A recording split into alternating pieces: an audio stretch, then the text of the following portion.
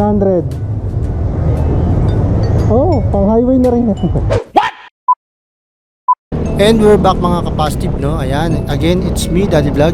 Hello!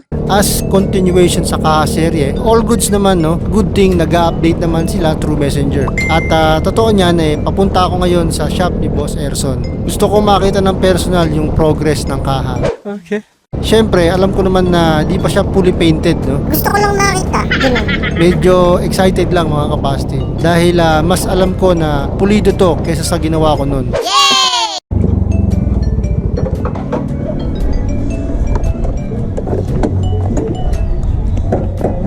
Kumusta?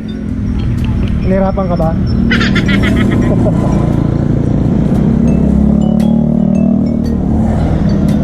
Okay na pala eh. Konting ano na lang eh. Nakapit ang primate. 1 week later. So yun na nga mga kapositive, no? Makalipas ang ilang araw, all goods na yung pagbubuga sa kaha. Nice. Mabilis silang nakatuyo kasi nga maganda yung panahon. Nagsisend sila ng picture ng mga natatapos nila sa kaha. At nakakatuwa naman, sa picture pa lang maganda na yung kinalabasan. Mahirap daw makuha yung kulay ng bote ng Mountain Dew. Pero yun nga, nakuha naman nila. Galing, di ba? Ang galing! Ang galing!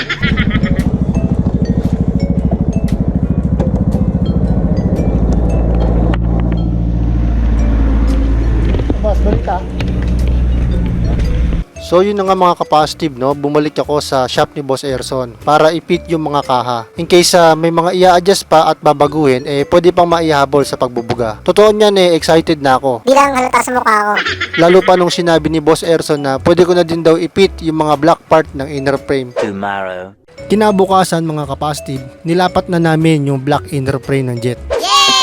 Para ma-finalize na yung buong kaha. At kung may re-remedyon pa, maihabol na. Pero tingin ko mukhang wala na. All goods na. Medyo nahiya nga ako dito kasi buong team ni Boss Erson tumulong sa akin. Siguro excited din sila. Gusto na rin nilang makita yung kinalabasan o itsura ng kaha. Madalas daw kasi puro malaking motor yung ginagawa nila dito. Day 4. So, eto na nga mga kapositive, no? After ng ilang linggong pag-aantay, okay na daw, sabi ni Boss Erson. Okay. Pwede ko na daw makuha sa shop yung mga kaha ng Jet ko. Pero syempre, Di ko papahalatang excited ako. bago ko kunin, linisin ko muna tong mismong pagkakabitan ng kaha. After kong liguan tong motor, rekta na ako sa shop ni Boss. Plano ko kasi sa bahay na buuin. Naghahalo-halo na kasi yung mga tornilyo nito. Tara na, Papoy. No.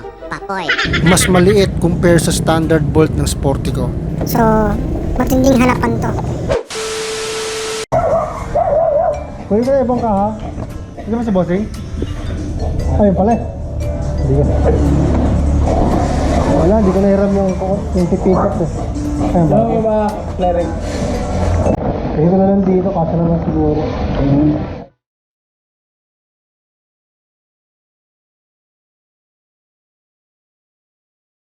So na-double check ko na mga kapositive, no? At pulido naman lahat ng kaha.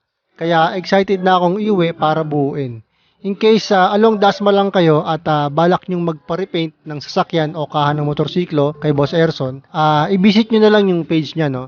Ilagay ko na lang yung link ng FB niya.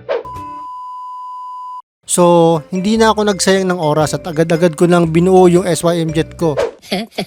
Di ko na matiis.